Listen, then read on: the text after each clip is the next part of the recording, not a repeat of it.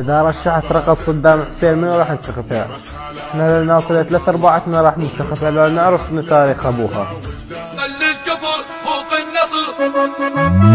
هاي القدر والله بفنون الحرب ما تنغلب يمنا ذل الكفر فوق النصر. الله رقص صدام حسين تعود لكم من جديد.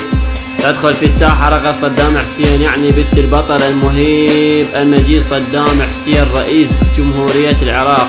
هون تلقائد على القائد، هون تلقائد على القائد، صرت بزودك مو تنصيب، انت القائد على القائد. والله منورة تيك توك، إذا رشحت الانتخابات أنا أول واحد انتخبت على حنيث أبوك الله يرحمه، أحسن من هالفرق والحرامية تحكمنا هسه. هون تلقائد على القائد، هون تلقائد على القائد، صرت بزودك مو تنصيب، انت القائد على القائد. هون تلقائد على القائد.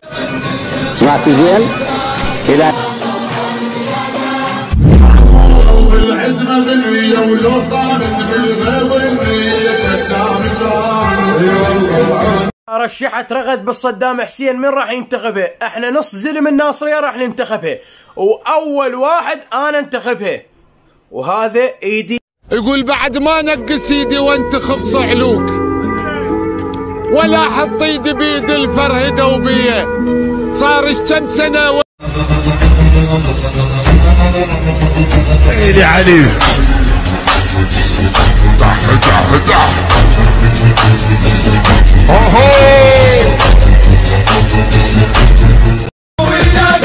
احنا السمو نشرب دم ما نهتم بك بران.